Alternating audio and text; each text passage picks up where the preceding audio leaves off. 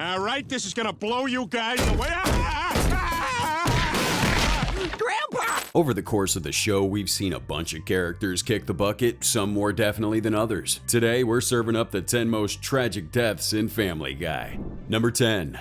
Jonathan Weed. I hope that thing doesn't happen where I get nervous and I can't control the volume of my voice. Hello, Peter. How are you? Fine! Please come in. Inviting your boss over for dinner's like the classic setup in comedy, right? It's practically an open invitation for all kinds of side-splitting chaos. And that's exactly what happened at the Griffin house when Peter decided to host his toy factory boss, Mr. Jonathan Weed. I would like to promote you to head of toy development. Holy crap! Oh, thanks, Mr. Weed. Oh, you won't be sorry.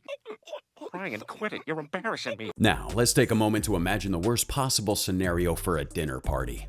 Yeah, you got it. Someone croaking right there at the table.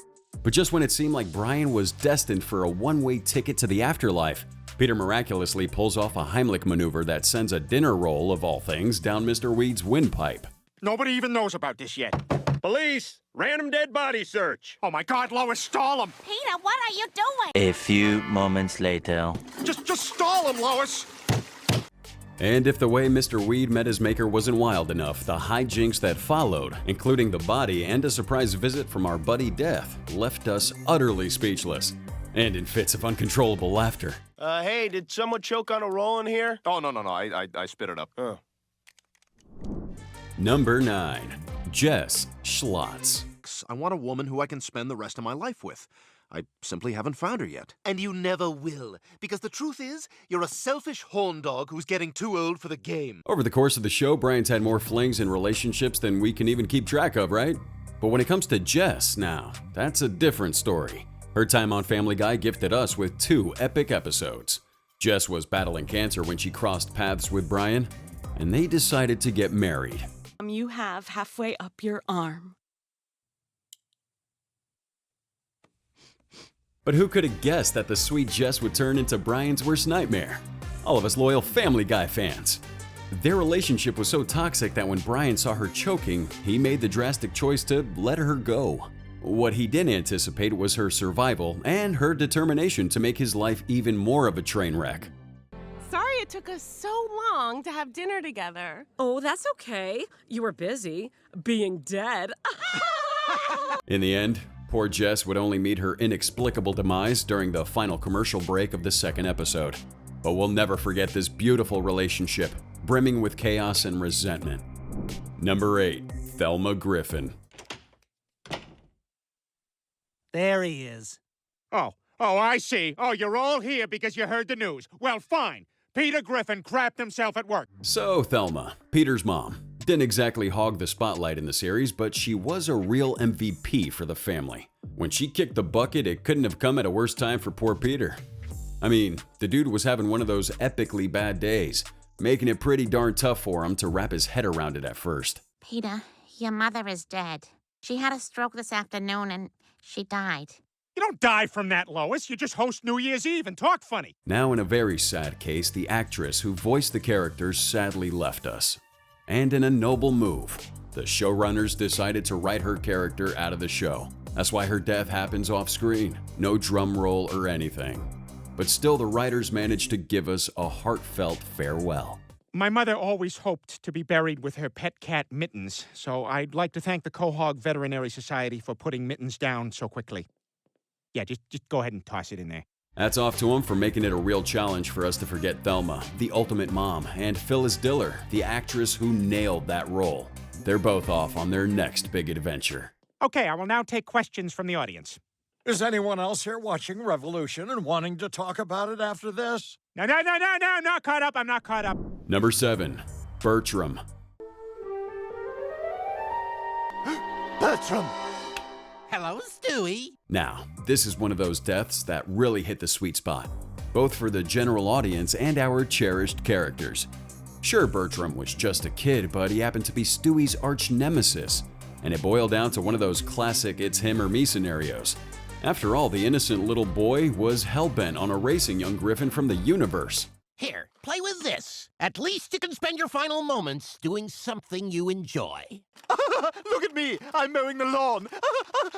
His diabolical scheme treated us to an epic adventure carrying Stewie and Brian to Renaissance Italy, uncovering a surprising family connection to none other than the great Leonardo da Vinci himself.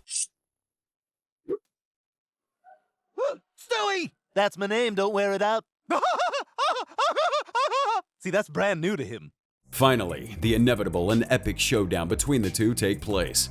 And luckily for everyone, Stewie emerged victorious, ultimately saving the universe. And if you thought watching a kid bite the dust was shocking, just wait until you catch Stewie's final line.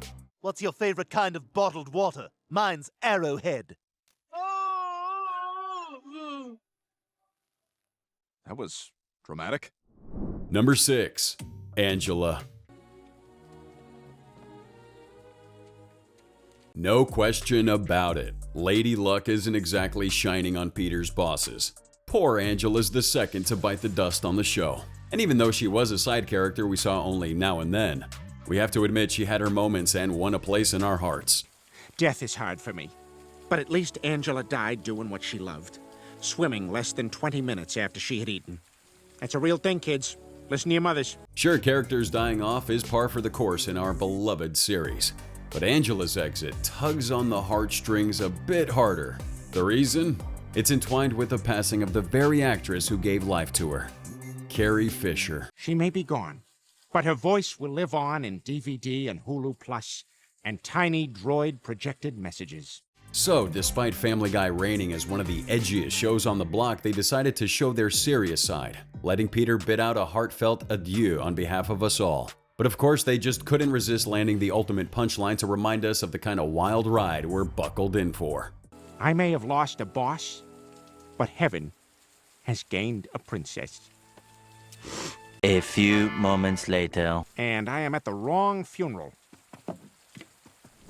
Number 5. New Brian. But you have no business endangering Brian like that. And he's 8 years old, Peter. 8! That's 56 in human years. Okay. One day, the Griffin family realized that their beloved dog was starting to show his age, so they decided to introduce a new member to the clan. You guessed it, they welcomed a fresh-faced pup into their home, destined to eventually step into Brian's paw prints. Family, I'd like to introduce New Brian. Hey, gang! Whose leg do you have to hump to get a hug around here? Wow, that was a subtle way of letting old Brian know that his days in the household were outnumbered, right? New Brian started worming his way into the hearts of each family member. But of course, there was one family member that wasn't gonna make this easy. And it had to be little Stewie.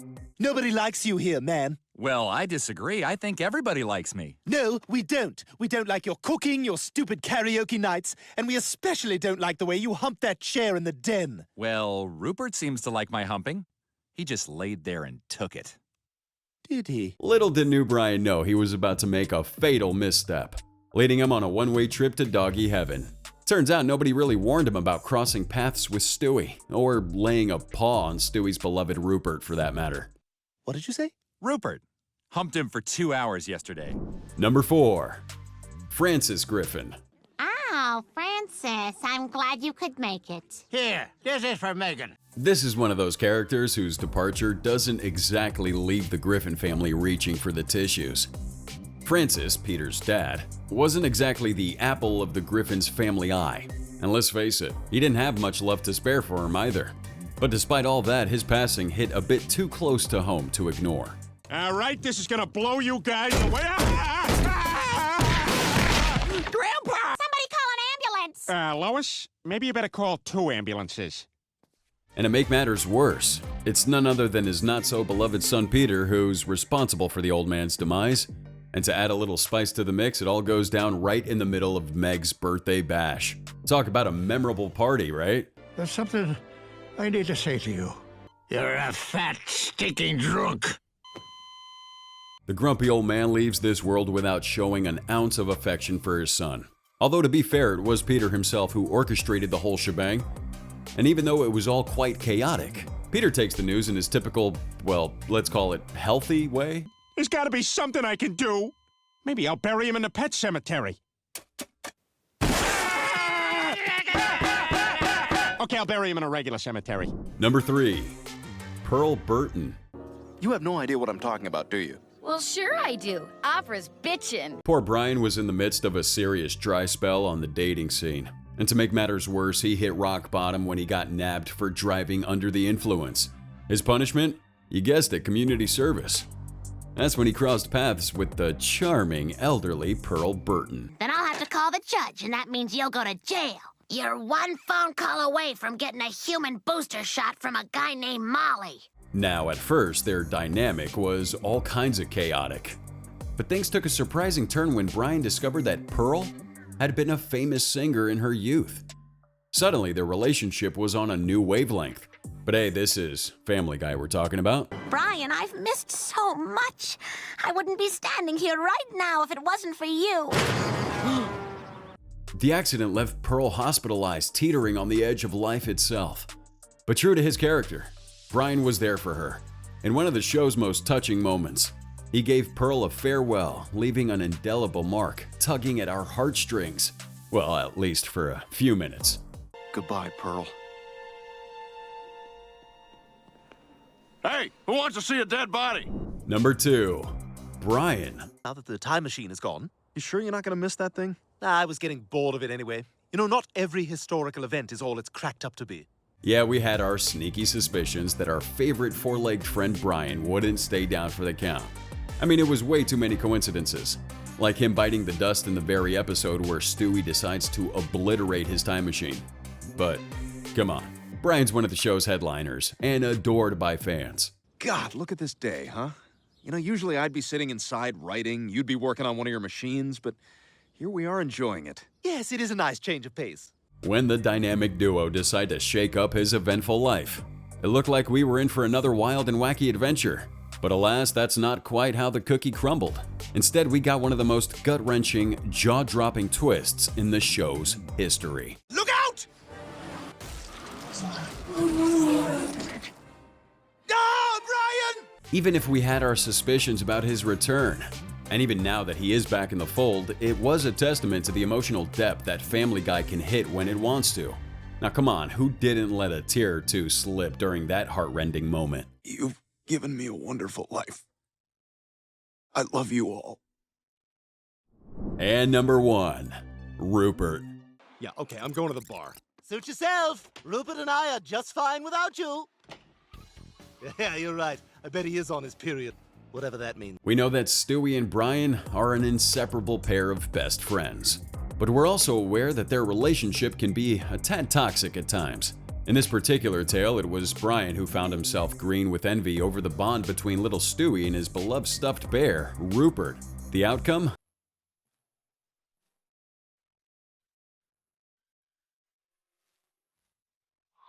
No!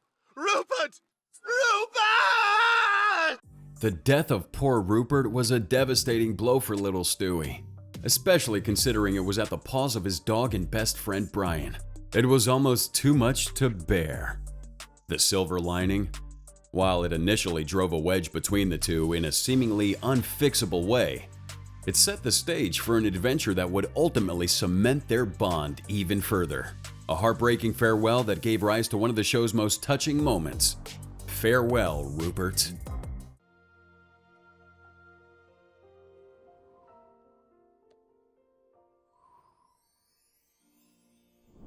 Thanks for watching, everybody. Please be sure to subscribe and like the video for more Family Guy content. If you're not really doing anything with your life right now, you can check out Family Guy's 10 times they've roasted TV show shown on your screen right now, 'cause it's awesome!